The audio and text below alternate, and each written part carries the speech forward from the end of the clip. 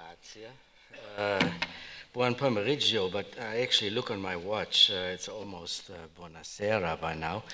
It has been a long day, starting with medical research, and now it ends in economic research. That actually gives me a good opportunity to thank the Ferraro Foundation, because I think this is really a very, very great forum which combines biomedical and socioeconomic research. And exactly that kind of combination is needed if you talk about healthy aging, because it really involves all the breadth of science, from biology to medical sciences, to sociology, to economics. Okay, I think I can pretty much jump in my topic here, which is really how aging makes the welfare state, which anyway is a difficult thing to manage, even worse to manage, harder to manage, because Alessandro, you have already talked about demography. Claudia has talked a lot about the Italian situation. I will more concentrate on policy options and examples in France and Germany. But let me actually start with sort of a bird's eye view what the challenges are for the welfare state in times of aging. And this is really the key challenge in welfare state design, is to keep balance, is to resolve contradictions between sides, resolve trade-offs. And one of the trade-offs is, on the one hand, as a welfare state proponent, you want to be generous. Actually, the World Bank says adequate, but most politicians actually rather use the word generous, to prevent hardship, especially poverty among older people. On the other hand, however, welfare systems are quite expensive and they need to be financed, and that financing will create negative side effects. Just to make it to make it a little bit more concrete, obviously you want to prevent poverty in a rich society no matter what. This is what I call here the human imperative, and in some sense, that creates also the social sustainability of a society. If you have cleavages between rich and poor, sooner or later it will fall back. The United States is a good example. It actually harms the stability of the society if you have a large amount of people who are poor. On the other hand, since welfare state systems are so expensive, they crowd out other things. We were talking about the transitions, the multiple transitions which we have, which really require a lot of money, the green transition, but also the digital kind of tradition. So if we spend too much on the welfare state, in old age pensions, in healthcare and so forth, we have too little money for climate change, infrastructure renovation, and for education. And I stress education. So there is a trade-off which we handle. There are also negative side effects of any kind of social policy. We call them, in our language, negative incentive effects. For example, if we give early retirement very generously, then people just go and don't work anymore at ages 55 and over. And the other big threat everybody knows of you is the financial sustainability of a country can be in jeopardy. We have seen this in Italy, we have seen this in Greece. A pension system can actually make an entire country bankrupt. So that has to be balanced somehow. Unfortunately, that balance is getting even harder if things change. And aging is such a change. Welfare systems need to adapt. Now they have to adapt to have many more older people, fewer younger people. But there are also macroeconomic challenges, like productivity is going down and down and down. Not only in Italy, but also in Germany, in France, we see it everywhere. in Europe. And then in addition, we had inflation over the last years, quite high inflation. That's yet another challenge where the welfare state has to adapt somehow. On the other hand, voters don't want change. They look at their parents and want to have exactly the same kind of generosity. A good example is the retirement age. Even young people want the same kind of retirement age as their parents had. And that obviously contradicts the dynamics, the macroeconomic dynamics, the demographic dynamics. A third set of contradictions, trade-offs, where you have to find a balance is, well, if you think about, you have found some kind of balance, dynamic balance, then you actually want to enshrine this in rules. So when governments change, the welfare state doesn't change too much. And there are rules like wage indexation of pensions or price indexation, but also retirement age. Some countries actually index retirement age to life expectancy. So these rules are actually quite stabilizing a system. But that is not what politicians like. They actually like attract voters by actionism. And so they invent new tools. They want to have a minimum pension. Then once you have a minimum pension, it should be raised. If there's inflation, the idea is to give an inflation bonus. And one of the classics, and you see this everywhere in the world, if elections come up, retirement age tends to go down. And that obviously contradicts system stability and long-run stability of welfare system. What I want to stress today is really that one way of resolving these contradiction trade-offs is to target well. Concentrate the little amount, after all, countries have to those who are really needy, and not give it to people who are well off, which is what we very often see. And I'll show you some examples in France and in Germany. I avoid Italy because you know much more about Italy than I do, but they are quite impressive, where welfare states actually fail, and where you can do with relatively little political quarrel much better design of the welfare state. Okay. So the cleavages between rich and poor, between those who actually get money from the welfare state and those who have to pay in, get all worse if populations are aging.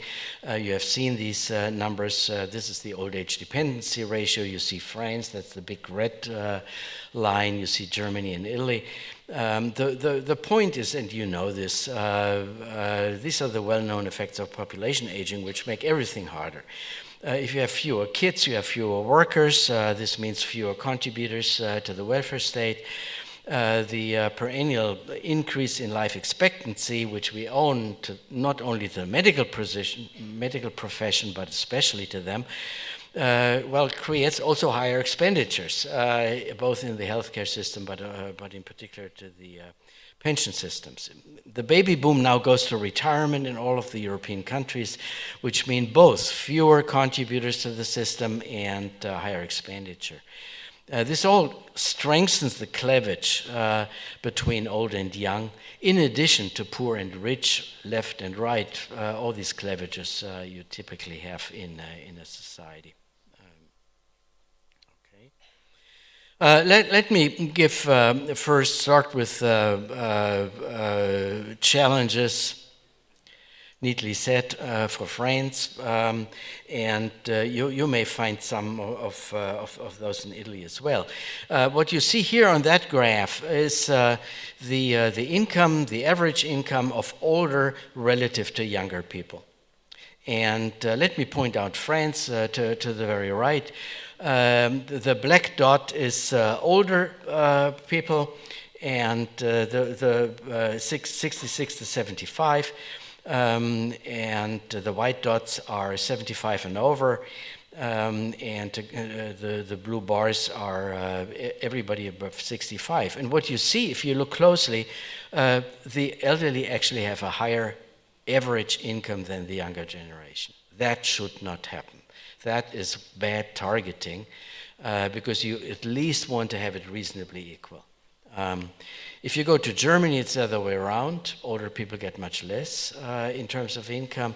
Italy, that is a very nice finding here. It used to have actually a very generous system, but through the recent reforms, it has equivalized that quite a bit. And now, if you look at the bar, it's exactly 100%. That shows you some of the mistargeting in France, where more money relatively to young people is actually given to old people. Another finding in France is the extremely low labor force attachment of older people. Again, let me point out France here. Between 55 and 59, which I, from my point by now, call as very young, the labor force participation is already only 80%. In countries like Italy, it's larger. In the EU, it's larger. The extreme is, how do I go back? The extreme is Japan. But if you go in older age ranges, the orange one, which is 60 to 64, or even the gray one, which is 65 plus, then you see virtually nobody is working in France anymore. Very different in Japan on the one hand, but even in EU 28 average. So the low labor force attachment, of course, makes the welfare state much harder because you have so few contributors to the welfare state. And this is maybe the strongest sign where things go wrong in France is if you look, this is a complicated graph. You see the average labor market exit age and the remaining life expectancy at that age. And this is the highest in France. Again, let me point this out here. If you look at the difference between life expectancy and the average retirement age, then it's 5 years higher than the OECD. Now imagine if on average you pay about 20 years of retirement, maybe 22. If you add another 5, that is a huge difference. It makes the social system, the pension system, about 25% more expensive. And again, it's a sign of bad targeting because it takes money away from other things you can do. Now in France, the main problem is the labor market. It's related to the pension system, but aging policy, so to speak, aging economics, really needs to look at the labor market and be sure that the young people of all ages actually are part of the labor market. I found a very nice word. I learned a little bit Italian tonight, which is, now I really have to concentrate on pronounce it rightly, di giovanimento. I thought that was a really great word. And that is what you actually see, and you make it stronger by sending those who are reasonably young, 55 to 65, also out of the labor force. You anyway have few young people in the labor force due to the low fertility rates, but you also make the next mistake and throw them out if they are already 55. You can't do much worse. Okay, let me go to Germany, my own country. And that is a little bit different here. And again, I want to stress targeting here. But here I want to stress that populism, which has become quite widespread among German politicians, really leaks to a lack of targeting and therefore has very negative side effects. And I'll show you 3 examples. And one example is what we call retirement at 63, which is relatively early retirement after 45 years of work. And I will show you a little bit more that work has to be in very large apostrophes. Then I'll show you actually a pretty good idea in the beginning, that you give people who have very modest pension claims, you give a higher replacement rate, but it failed in Germany. And the third one is a very recent kind of experiment which has been done in Germany, but also in other countries, in the pandemic, where we give quite generous wage subsidies to firms to hold their employers. But again, it suffered from a lack of targeting. Anyway, so let me go to retirement at 63. It's a very popular kind of policy in Germany. It keeps the current minister who is running the Ministry for Labor and Social Security in his job. The point is, if you work for 45 years, says the law, then you can go into retirement already at age 63, which is relatively early. The glitch in this law is what is work? And they count unemployment, for example, as part of the work, care work, later education. So there are lots of extra work, which, well, you may think is a good thing to include, for example, care for your parents or care for kids, but it adds up. And if you actually look at the years people have worked, then the actual work is much less than the 45. And both among men and women. You see the numbers here.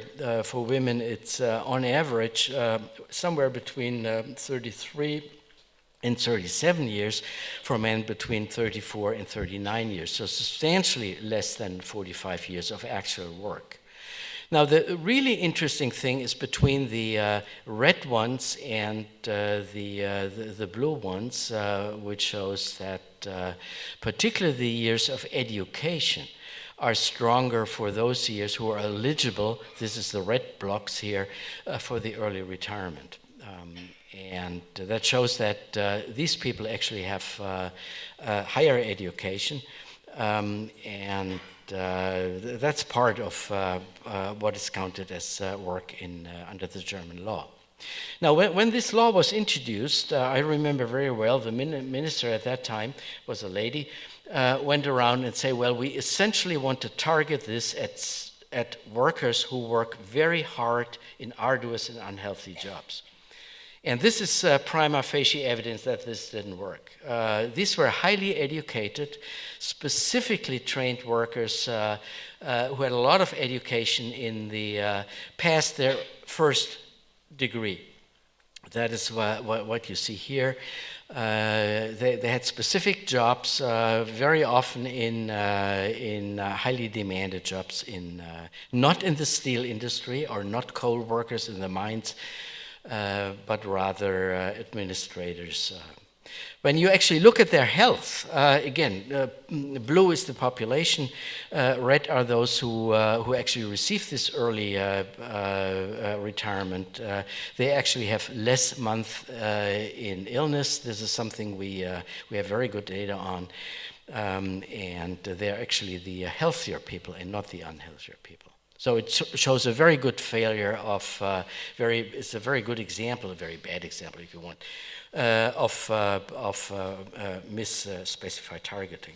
Now you may wonder whether this was an accident, just bad design by a stupid guy at the ministry. No, it was not.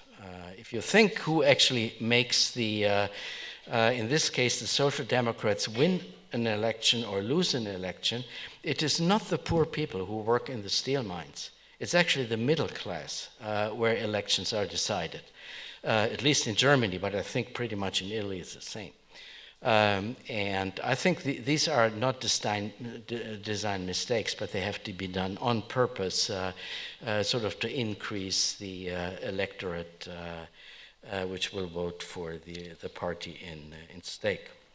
And I think it's similar in my second example, which is the so-called basic pension system, which was introduced, by now about 7 years ago.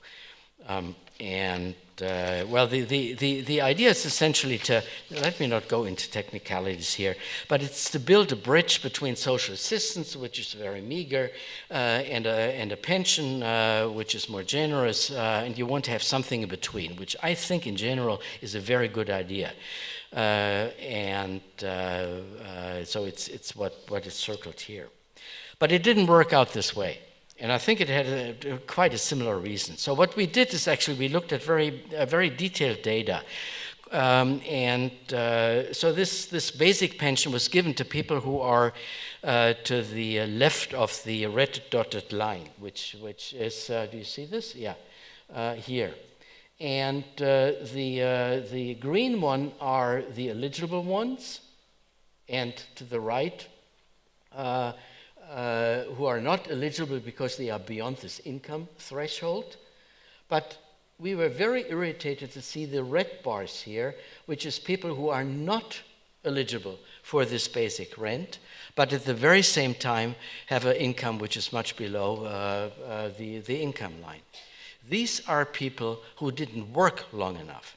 So the so-called 45 years apply in a kind of a similar kind of way also to this basic requirement. And you see that a lot of people who are actually poor, who need support in old age, won't get it because they never worked as much.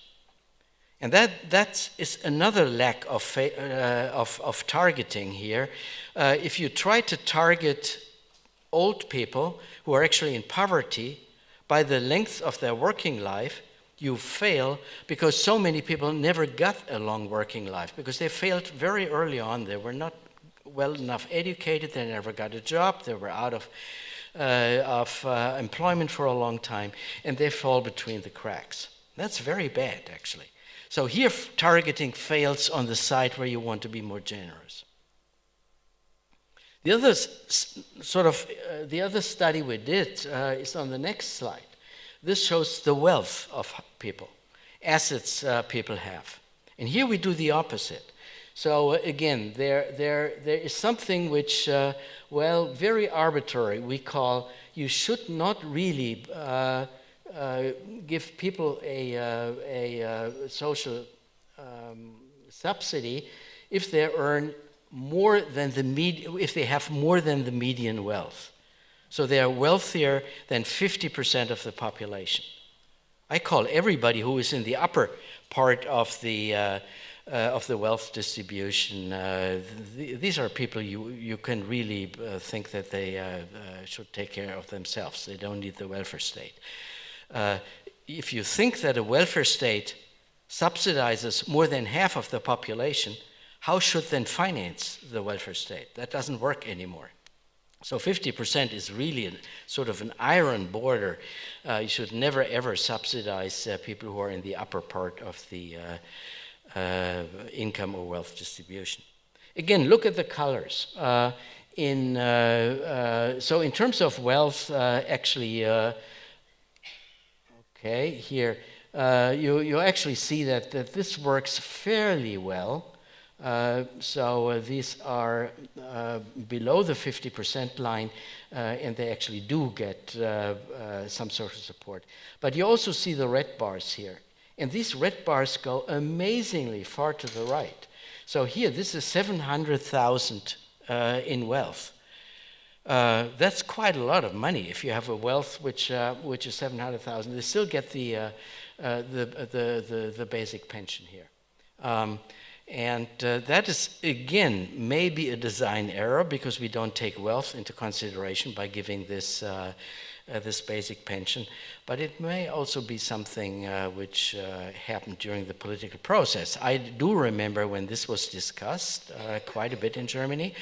Again, the Ministry for Social Welfare and Labor insisted that they don't check wealth, particularly not real estate wealth.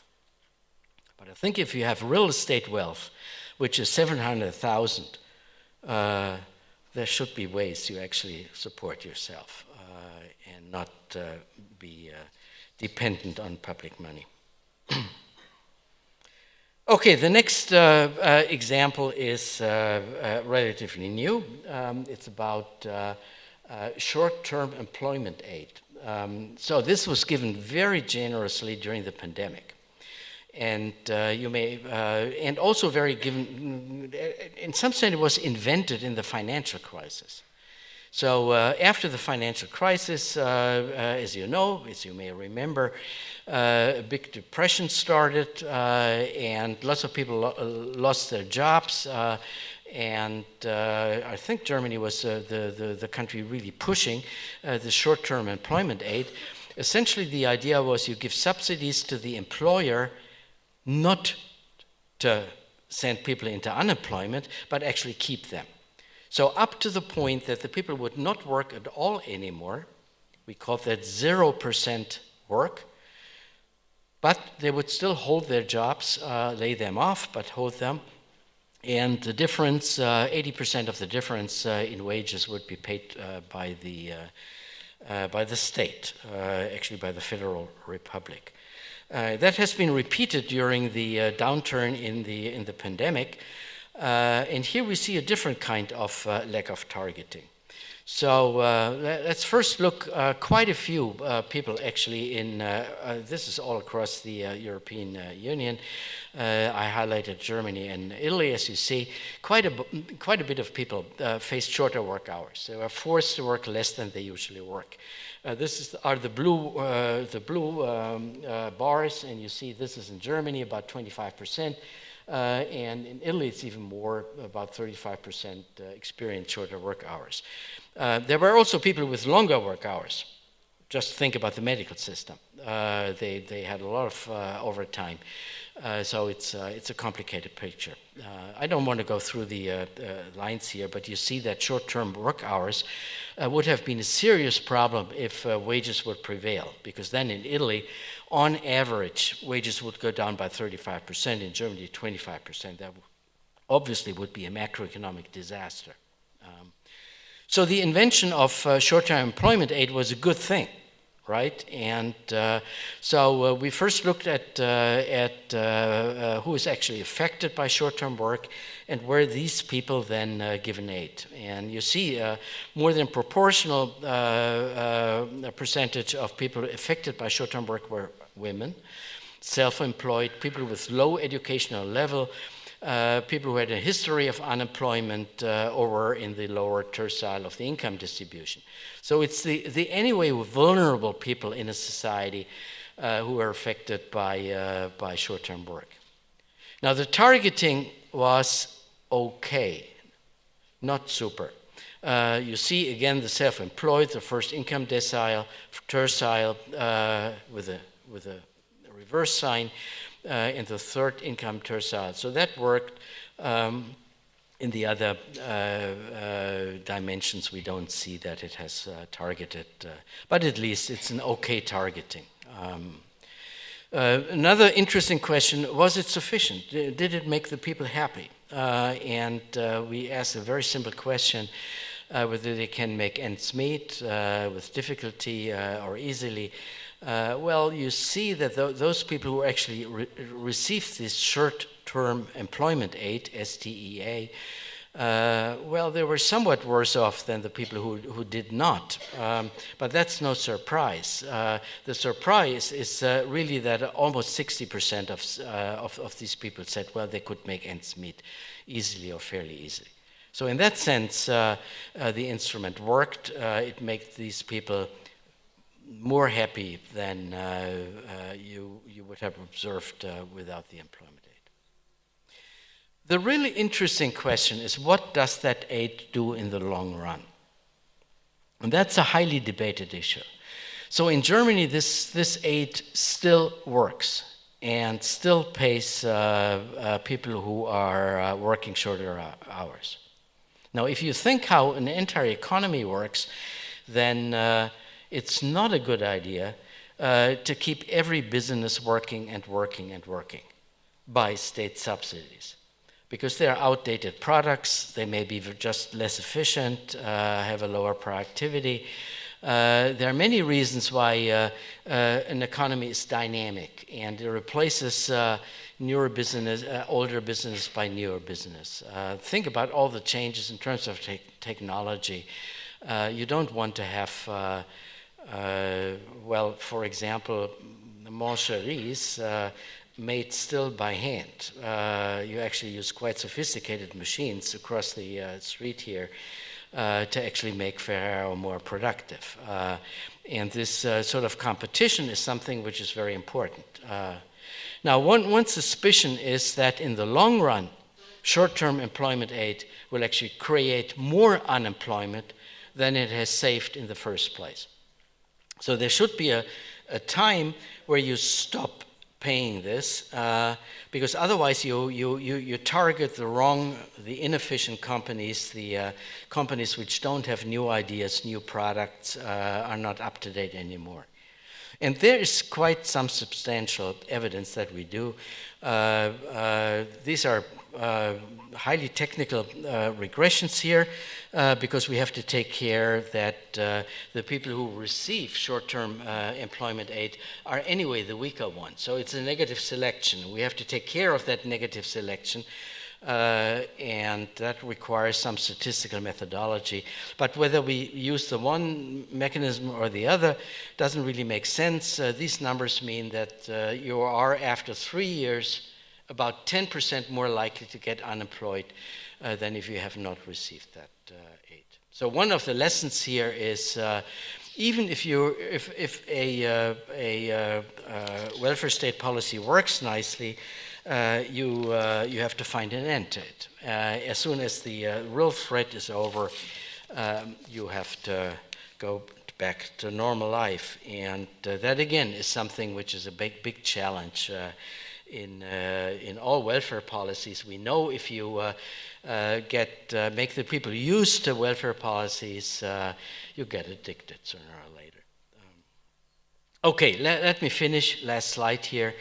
And sort of summarize the key design issues we need to take care of, particularly when welfare systems need to adapt, for example, to aging. One thing is transparency. A lot of these findings which I showed you were not really known, and they had to make public, and they require good data. They actually require some fairly sophisticated econometric methods to distinguish the causal effects from just associations, which is very important for public policy. And transparency is really important in that sake. So you need data to actually look at it, and you have to make these data public and the results of the data public. Politicians don't like this. They hate actually being shown their mistakes, and particularly if the mistakes are done on purpose. You don't get friends in Berlin if you tell that. But transparency is one of the things we have to push for. The other one is limit discretionary actions by building in the welfare systems as many as you can automatic adjustment mechanisms. So wages are relatively easy for pensions, for example, that can be done very quickly. Life expectancy, I think, should give you some hint where the retirement age should be, and it would be better a rule than a discretionary decision. So if you live longer, then you can actually divide these additional life years between more working and more retirement, but not put everything into more retirement. And of course, not everything in working longer. You have to make a compromise. But that compromise can be set as a rule. There are other ways. I don't want to get into details here. The third point is separating issues. And that is something that sounds strange first. But what I mean here is as soon as you say that the rich or the middle class, actually let me talk about the middle class, should pay more into pension systems and get less out. So you make the pension system more redistributive. I immediately get criticism, well, you create old age poverty this way. But that mixes up two issues. It mixes up what you do in pension systems for the poor and what you do for the middle class and for the rich. And this separation of issues is very important because otherwise you immediately lose in public debate. So by establishing a basic pension, but that is a basic pension, means tested, very strict, you sort of guarantee that nobody is poor, and then you let the others actually pay for it and have more redistribution. But if you mix redistribution and long-term stability, where the rich and the middle class has to pay more, then you immediately lose in the public discussion. And I see this happening all the time. Again, that is all helped by better targeting. And again, better targeting needs more transparency, because then you actually see whether you targeted well or not. Once you have found sort of a compromise for better targeting, well, make it a rule so it actually survives the next elections. Obviously, this nicely separates the issue, well-targeted policies, because then you know who is actually the beneficiary and who is not. So let me thank you. It has become late in the afternoon.